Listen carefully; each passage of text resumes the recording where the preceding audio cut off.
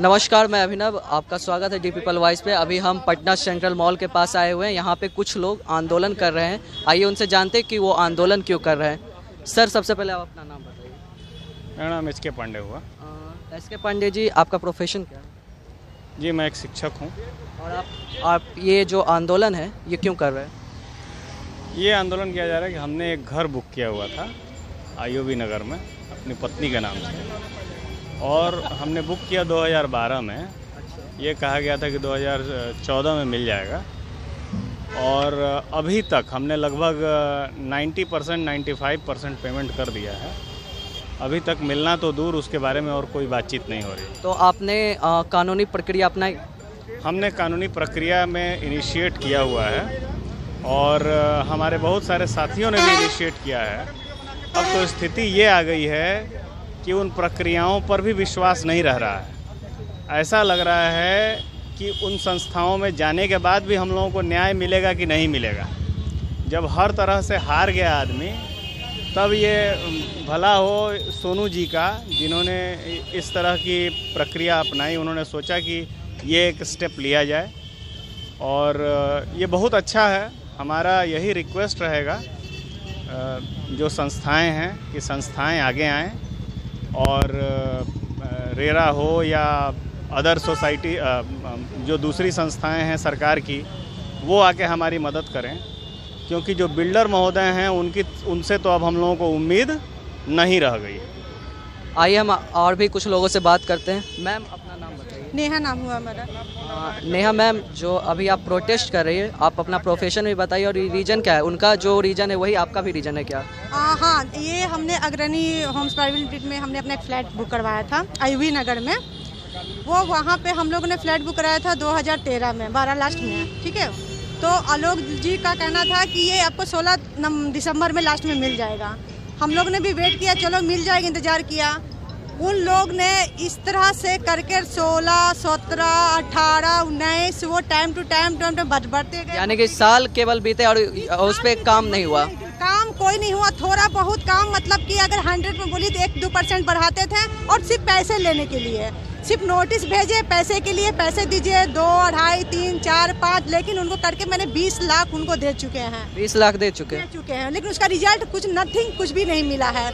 आपने यहाँ के नेताओं, जो जनप्रतिनिधि, उनसे बात करने की कोशिश की? अभी हम लोग का ये पहला अभियान जो हम लोग का चल रहा है, अभी पहला ये है। अभी तो अब शुरू हुआ है, इसके आगे अभी क्या होगा अभी कह नहीं सकते। जो भी होगा ये तो सबके लिए हित में ही होगा, क्योंकि अब हम लोग रोड पे निकल चुके हैं। जब तक घर के अंदर में थे तो आलोक जी को लग रहा था कि सारे लोग कमज़ोर बैठे हुए हैं, इन लोग को कुछ नहीं कर सकते हैं, लेकिन हम लोग कमज़ोर नहीं हैं। अब हम लोग एक एक पैसा जो मेहनत से कमा के उन लोग के हाथ में दे चुके हैं, और ये लोग हुई अयासिया करके सारे बर्बाद कर चुके हैं। और अब एक चीज़ और बोल रहे हैं, रेरा में हमने सुना अभी रेरा में लोग जा रहे हैं, हेयरिंग हो रहा है, 50-60 लोग वहाँ पे अवेलेबल हो रहे हैं, ऑनलाइन हो रहे हैं, लेकिन नथिंग, वहाँ से भी कुछ भी नहीं रिप्लाई मिला। रेरा भी सपोर्ट नहीं कर रहा है। तो अब रेरा नहीं कर रहा है तो हम लोग किन के पास जाएंगे? क्योंकि हम लोग का तो एक ही था कि सिर्फ रेरा है। कम से कम हम लोग को फ्लाइट वाले के रेरा का एक होता, उसके बाद ही हम लोग कोर्ट या कहीं जाएंगे। पहले तो रेरा रजिस्टर करवाना, अब तो वहाँ से भी कुछ नहीं हो रहा है। अब वहाँ हम कहाँ जब लोग जाएंगे? तब हम लोग देखिए अभी कहाँ पर आके बैठ गए। अब हम लोग रोड पे आके बैठ गए हैं। अब इसके आगे क्या क्या करेंगे? सुसाइड करेगा को क्या करेगा, कुछ नहीं कहा जा सकता है। लेकिन इससे आगे अब हम लोग आगे बढ़ गए तो पीछे नहीं मुड़ने वाले हैं। आप देख रहे हैं यहाँ लगभग लोगों की वही समस्या है घर को लेकर, यानी कि यहाँ पे पैसे तो ले लिए गए हैं पर उस पर रिलेटेड कुछ काम नहीं किया गया। आइए और भी लोगों से बात करते हैं। सर, आपका नाम क्या है? जी, मेरा नाम जयशंकर है। आपका प्रोफेशन? सर, मैं बिजनेसमैन हूँ, मेरा बिजनेस है खुद का। और मैं ये कहना चाहता हूँ कि 2015 में मेरे फादर, जिन्होंने रिटायरमेंट का सारा पैसा आलोक सिंह के हाथों में जा कर के रख दिया। ये आलोक सिंह कौन है? सर, ये अग्रणी होम्स के एमडी हो गए, सीएमडी हुए, चेयरमैन एंड मैनेजिंग डायरेक्टर। तो मैं ये कहना चाहता हूँ कि ये इंसान और इनकी कंपनी लोगों के मेहनत का, लोगों का जीवन भर का कमाया हुआ पैसा, यानी जो मेरे फादर हैं 60+ हैं आज इनकी प्रताड़ना की वजह से उनकी ये स्थिति है कि वो यहाँ पर प्रोटेस्ट में नहीं आ सकते हैं। मानसिक और शारीरिक रूप से उन्होंने पूरी तरह से वो कमज़ोर हो चुके हैं। आज अगर इनकी वजह से अगर कुछ हो जाता है तो बताइए इसका जिम्मेदार कौन होगा? क्या सरकार अपना उसका सहयोग करेगी? नहीं। क्या आलोक सिंह इसका जिम्मेदारी उठाएंगे? नहीं। तो यही मैं कहना चाहता हूं कि अगर हमने, हमारे जैसे बहुत सारे लोगों ने अपने जीवन की कमाई, अपना सैलरी का पैसा उनके EMI के ऊपर खर्च किया है, तो उनका क्या फ़र्ज़ बनता है वो बनाएं। लेकिन हो क्या रहा है, यहाँ पे बहुत सारे ऐसे लोग हैं जिनका कि कम से कम ग्राउंड लेवल पे काम तो है, लेकिन मेरा जो प्रोजेक्ट था पाटलिपुत्रा इनक्लेव, वो सिर्फ पेपर पे रह गया। 5 साल से उन्होंने सिर्फ यही बोला कि मैं पास नहीं हो रहा है, मैं पास नहीं हो रहा है। फिर 1 साल पहले उन्होंने कहा हाँ मैं पास हो गया, उसके बाद रेरा की तरफ से उसमें रोक लगा दी गई।